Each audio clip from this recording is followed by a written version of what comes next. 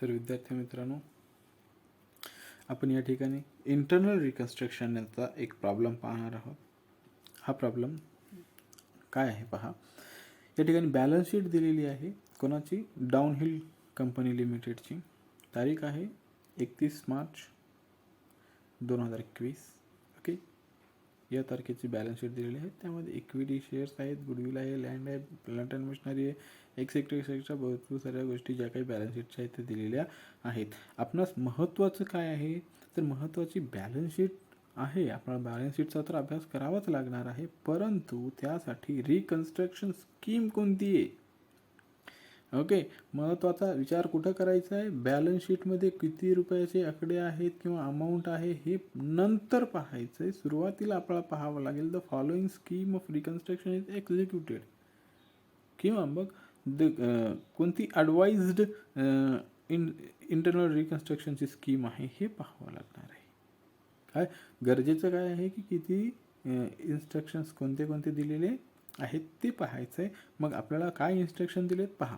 त्याच्यानंतर बॅलन्स शीटकडे प्रत्येक इन्क्वायरी करत जायची. ओके,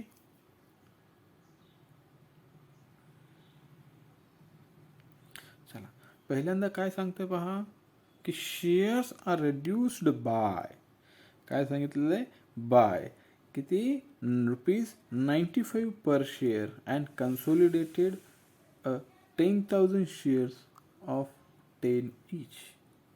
काय केलेलं आहे की त्यांचं जे काही व्हॅल्युएशन आहे ते रिड्यूस केलेलं आहे. शेअर्सची जी किंमत आहे ती किती रुपयाने कमी केली, 95 रुपयाने. मग आता इथं पाहायचं आहे की 20,000 इक्विटी शेअर्स ऑफ ₹100 इच. मग 100 इच संपले. आता काय राहिले, 5 इच राहिले. कारण कितीने कमी केलेलं आहे, 95,000 कमी केलेले आहेत. मग 20,000 गुणिले 5 मग 1,00,000 होतील. आणि त्याच ठिकाणी काय सांगितले, 10,000 शेअर्स ऑफ ₹10 इच असं नवीन शेअर कॅपिटल तयार केलेलं आहे.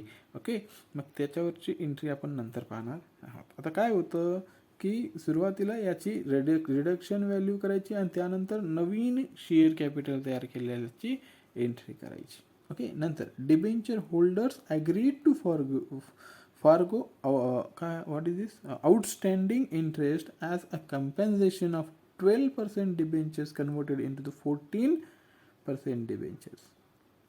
काय सांगितलंय की जे काही आउटस्टँडिंग इंटरेस्ट आहे, what is this hair, look at here, काय आहे की या ठिकाणी इंटरेस्ट जे काही आहे त्यांचं की ते आउटस्टँडिंग डिबेंचर इंटरेस्ट त्यांनी घेणार नाही आहेत. फार्गो आउटस्टँडिंग इंटरेस्ट त्याने सोडून टाकलेलं आहे. कशासाठी की कंपॅन्सेशन, काय कंपॅन्सेशन घेतलेलं आहे की त्यांचे शेअर डिबेंचर्स किती टक्क्याचे आहेत, 12% परंतु it will be converted as 14%. किती टक्क्याचे कन्वर्ट करा म्हणून सांगितलेलं आहे, 14% कन्वर्ट करा. आम्ही 1,20,000 आमचं जे काही आउटस्टँडिंग डिबेंचर इंटरेस्ट आहे ते इंटरेस्ट आम्ही माफ करून टाकू, किंबहुना त्याच्यावर आम्ही ते इंटरेस्ट आम्ही मागणार नाही. अशा प्रकारचं काय आहे डिबेंचर होल्डर्सचं म्हणणं आहे. ओके, त्यानंतर आहे creditors are given an option of either accept 50% of their claim in cash in full settlement or to convert them into the equity shares. Creditors for 2 lakh opted to shares. Okay, काय केलेलं आहे की क्रेडिटर्सनं काय सांगितलेलं आहे की आम्हाला 50% आमच्या कॅश द्या आणि आम्हाला सॅटिस्फाय करून टाका, किंवा मग आम्हाला काय करा, तुम्ही कन्वर्ट करा शेअर होल्डर्स म्हणून. ओके, किंवा आम्हाला इक्विटी शेअर्स देऊन टाका. मग त्या ठिकाणी काय केलेलं आहे, 2 लाखाचे शेअर्स कोणाला दिलेले आहेत, क्रेडिटर्सला दिलेले आहेत. नेक्स्ट, 2 लाखाचे शेअर्स दिलेत म्हणजे 3 लाखाचे क्रेडिटर्समधून 2 लाखाचे शेअर्स गेले तर राहिले किती, 1 लाख. 1 लाखाला 50% कॅश दिलेली आहे. 50% कॅश म्हणजे पेमेंट किती झाला असेल तर ओनली 50,000. ओके, 50,000 पेमेंट झाला असेल. ठीक आहे, यानंतर पाहूया की त्यानंतरची काय आहे, 4 नंबरची ॲडजस्टमेंट किंवा स्कीम काय सांगितली, to make payment to creditors opting for cash. Payment company issued equity shares of rupees कितीचे, 50,000 of 10 each. This issue was fully subscribed. काय केलेली आहे कंपनीने की क्रेडिटर्सला पेमेंट द्यायची आहे 50,000, म्हणून त्यासाठी 10 रुपये प्रति शेअर्सची काय केलेले आहेत, नवीन इक्विटी शेअर्स इश्यू केलेले आहेत आणि ते पूर्णतः सबस्क्राईब सुद्धा झालेले आहेत. ओके, मग त्यानंतर सांगतं शेवटी land and building are revalued at ₹2 lakh, plant and machinery to ₹2,10,000. Land and building कितीला, 2 लाखाला. 1,50,000चे किती झाले ते आता 2 लाख झाले. प्लांट अँड मशिनरी 3 लाखाचे किती झाले बघा, 2,10,000 झाले. A provision amounting to ₹5,000 is to be made for doubtful debt. नवीन जे काही डाऊटफुल डेब्ट असतील, जे डेटर्स आहेत, त्याच्यामध्ये किती प्रोव्हिजन करायचं सांगितलेलं आहे, 5,000ची प्रोव्हिजन करायला सांगितलेली. शेवटी काय सांगितलं पहा, pass journal entries and draft a balance sheet immediately after the reconstruction.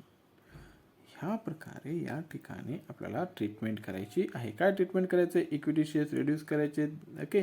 त्यानंतर डिबेंचर होल्डर्स रिड्यूस करायचे, क्रेडिटर्सला पेमेंट करायचे, त्यानंतर क्रेडिटरच्या पेमेंटसाठी नवीन 50,000चे इक्विटी शेअर्स इश्यू करायचे, त्यानंतर land and building, plant and machinery यांचं रिव्हॅल्युएशन करायचे, जे की असेट्स आहेत. ओके, या सर्व गोष्टी करत असताना आपणास कोणत्या कोणत्या जर्नल एंट्र्या कराव्या लागतील, मग या सर्व जर्नल एंट्र्या कशा करायच्या हे आपण आता पाहूया. पहा, या ठिकाणी काय आहे, journal entries in the books of Downhill limited. कोणाच्या पुस्तकामध्ये, डाऊनहिल लिमिटेडच्या पुस्तकामध्ये आपल्याला जर्नल एंट्रीज करायच्या आहेत. मग जर्नल एंट्री काय आहेत, तर सुरुवातीला काय दिलेलं आहे, शेअर्स आर रिड्यूस्ड बाय ₹95 पर share and consolidated to the 10,000 shares of ₹10 each. ही सेकंड एंट्री आहे. सुरुवातीला ₹95 कमी करायची. मग शेअर्सची पूर्वी आपण एंट्री पाहिलेली आहे, जर्नल एंट्रीजमध्ये काय पाहिलेली आहे, प्रोफॉर्मामध्ये किंवा जर्नल एंट्री कोणत्या कोणत्या होतात हे आपण ज्यावेळेस मागच्या व्हिडिओमध्ये पाहिलेलं आहे. मग त्यासाठी काय केलेलं आहे, old equity share capital account debit to new equity share capital account to capital reduction account. Old equity capital किती आहे, ₹20 लाख. हे पहा, या ठिकाणी प्रॉब्लेम काय सांगतोय, कॅपिटल ₹20 लाख. मग 20 लाख मधून किती गेले, 95 ने गेले. न्यू शेअर कॅपिटल किती राहिलं, ₹5 ने राहिले. किती, 20,000 × 5 बरोबर किती राहतील, ₹1 लाख. मग कॅपिटल रिडक्शन किती आहे, ₹19 लाख.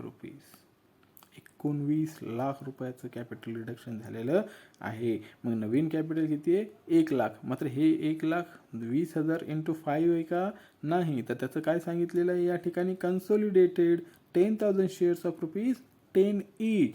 मग या ठिकाणी त्याच्यासाठी नवीन करायचं आहे आपल्याला. ही एंट्री लक्षात आली का, सुरुवातीला पहिली एंट्री आपण पुन्हा चेक पाहूया की old equity capital account debit, जे की तुमच्या बॅलन्स शीटमध्ये दिलेलं आहे तेच इक्विटी कॅपिटल घ्यायचं आहे. किती आहेत, ₹20 लाख आहेत. त्यानंतर कितीने रिड्यूस झालं, ₹95 कमी झालं. म्हणजे शिल्लक किती राहिले, ₹5. मग घ्या की to new equity share capital 20,000 × 5 बरोबर किती आले, ₹1 लाख.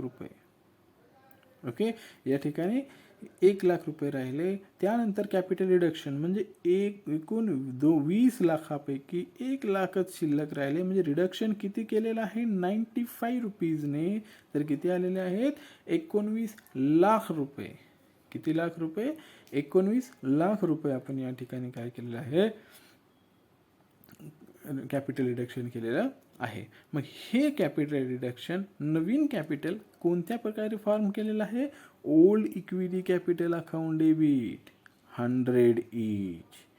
ओके, त्याचं कन्वर्जन काय केलं, न्यू इक्विटी कॅपिटल अकाउंट किती रुपये, 10 each. 1 lakh 1 lakh. Consolidation 10,000 shares of ₹10 each झालेले आहेत. मग हे 10 each झाल्याच्या नंतर या ठिकाणी काय आलेलं आहे, 1 लाख 1 लाख. 10,000 × 10 बरोबर 1 लाख. नेक्स्ट, हे झालं पहिला जे काही आपल्याला स्कीम सांगितली किंवा जे काही आपल्याला ॲडजस्टमेंट सांगितली, पहिल्या ॲडजस्टमेंटसाठी 2 जर्नल एंट्रीज झाल्या. त्यानंतर पहा काय सांगते, आउटस्टँडिंग जे काही इंटरेस्ट आहे ते पेड आउट झालं. मग काय आहे, आउटस्टँडिंग इंटरेस्ट किती आहे, outstanding debenture interest account debit to capital reduction account.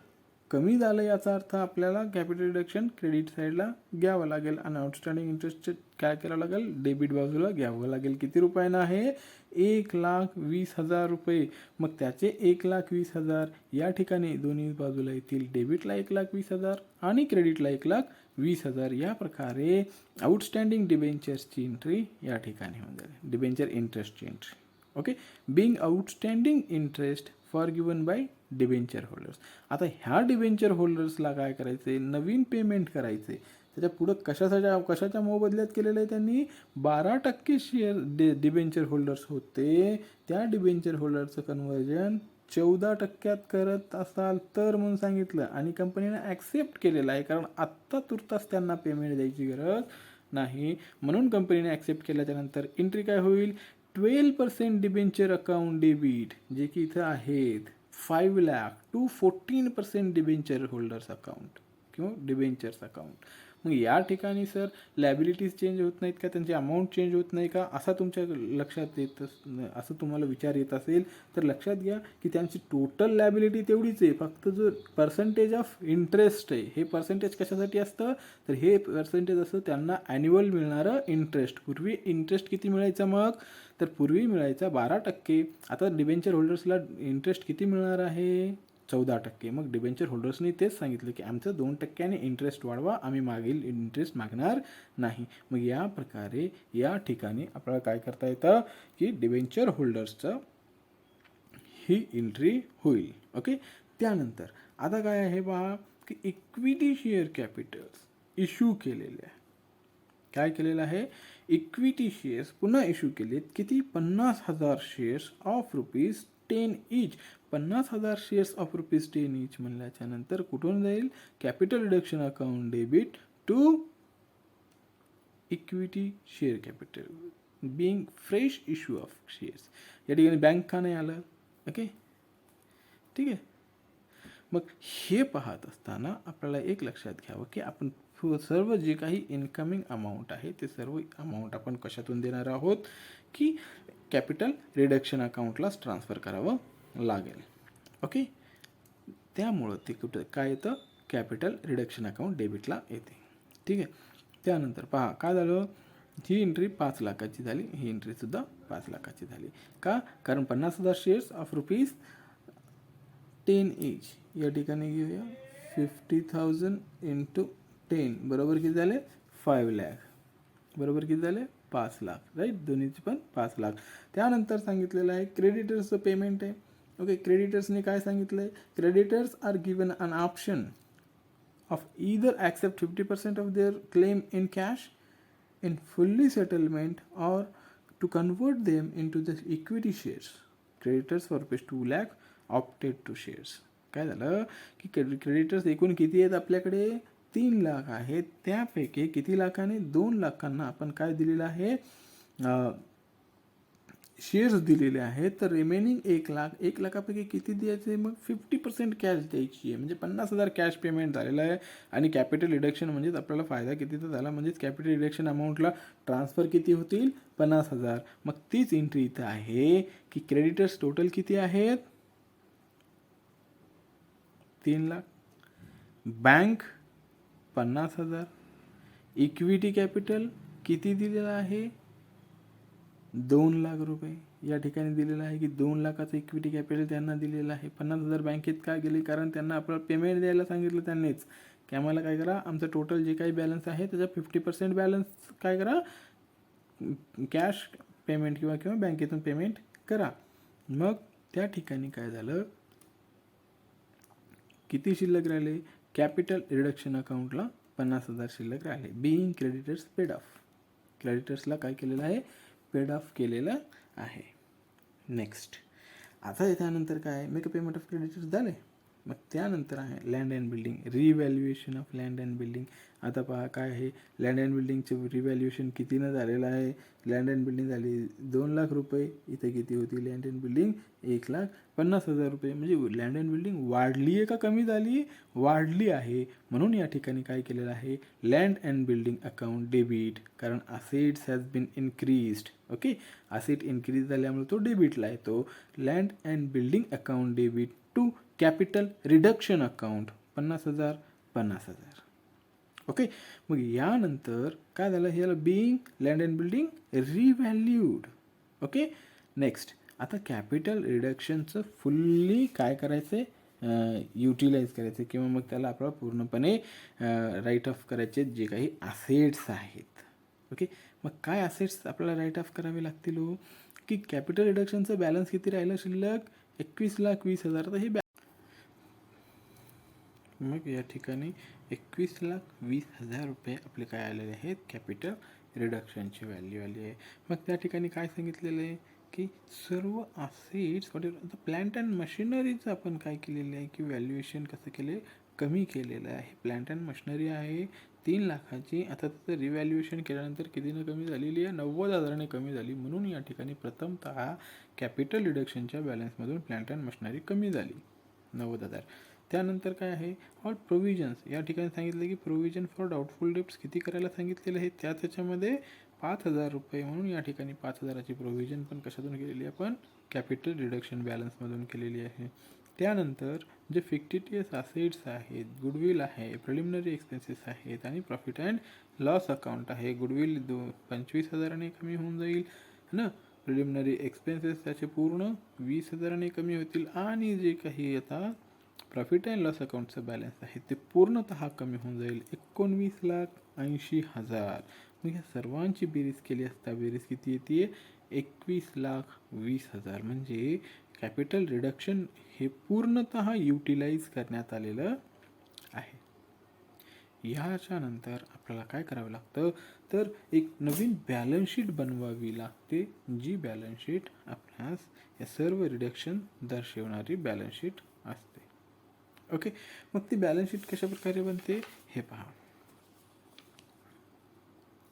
या ठिकाणी बॅलन्स शीट पहा की काय आहेत. आता इक्विटी कॅपिटल आहे, इक्विटी शेअर कॅपिटलमध्ये 3 प्रकारचे झाले. कोणते प्रकारचे झाले, एक तर या ठिकाणी नवीन इक्विटी शेअर झाले 10,000 ऑफ रुपीज 10 पहिल्यांदा, राईट, जे की 1,00,000 रुपये आहेत, त्याचे 1,00,000 आले. 50,000 ऑफ 10 इच. आपण काय केलेलं आहे की 20,000 शेअर्स 50,000 शेअर्स या ठिकाणी काय केलेले आहेत, इश्यू केलेले आहेत, राईट.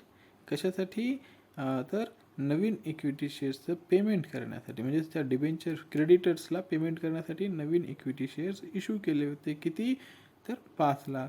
मग या ठिकाणी किती आले, 50,000 रुपये 10 रुपये प्रति शेअर, हे झाले 5,00,000. मग आता हे 2,00,000 कुठून आले, तर 2,00,000 हे आले ते शेवटी आपण काय केलेलं आहे, शेअर होल्डर्सला 2,00,000चे कॅपिटल दिलेले आहे. मग ते शेअर होल्डर्सला म्हणतोय, क्रेडिटर्सला 2,00,000चे जे काही कॅपिटल दिलेलं आहे ते कॅपिटल म्हणून एकूण 1,00,000, 5,00,000 आणि ते 2,00,000 टोटल कॅपिटल किती झालं आपल्याकडे, 8,00,000 हे रिवाइज्ड कॅपिटल आहे.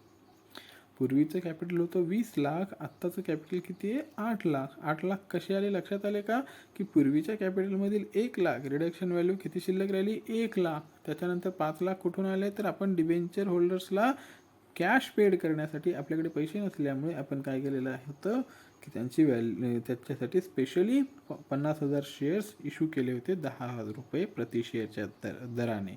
ओके, ते 5,00,000. आणि शेवटी त्याच क्रेडिटर्सला काय केलेलं आहे, आपण पेमेंट देत असताना 2,00,000चं काय दिलेलं आहे त्यांना, पेमेंट शेअर्समध्ये पेमेंट केलेलं आहे. म्हणून ते 2,00,000 टोटल झाले 8,00,000. मग डिबेंचर होल्डर्स किती होते, पूर्वी पण 5,00,000च होते आणि आता पण 5च लाख आहेत. मग बदल कुठं झाला, तर त्यांच्या पर्सेंटेज ऑफ इंटरेस्टच्या पर्सेंटेजमध्ये चेंज झाला. तर पूर्वी होते की एकूण 12% इंटरेस्ट होता, आता झालेला आहे त्यांचा एकूण 14% इंटरेस्ट. ओके, मग याच्यानंतर पाहू आपण असेट साईडला लँड अँड बिल्डिंग किती व्हॅल्युएशन झालेलं आहे, त्याचं 2,00,000 रुपये व्हॅल्युएशन झालं आहे. लँड अँड बिल्डिंगमध्ये 50,000 रुपये वाढले. म्हणजेच किती झालेले आहेत, 2 लाख झालेले आहेत. आणि प्लांट अँड मशिनरी कितीने कमी झाली, 90,000ने कमी झाली. 3 लाखाची प्लांट अँड मशिनरी 90,000ने कमी झाली, म्हणजे त्याचं व्हॅल्युएशन किती झालेलं आहे, 2,10,000 त्याचं व्हॅल्युएशन झालेलं आहे. आता फर्निचर आणि स्टॉक हे तर पूर्वीच्याच बॅलन्स शीटचे जसे तसे घेतलेले आहेत, 80,000 आणि 2,70,000. आता या ठिकाणी पहा काय झालं की डेटर्स होते 60,000, त्यापैकी नवीन RDD म्हणजेच या ठिकाणी काय काढलेलं आपण, डाऊटफुल डेप्ट्स काढलेले आहेत. ते डाऊटफुल डेप्ट्स किती आहेत, 5,000, म्हणजे 60,000 मायनस 5,000 झाले किती, 55,000 आपल्या बॅलन्स शीटला शिल्लक राहिलेले डेटर्स आहेत. ओके.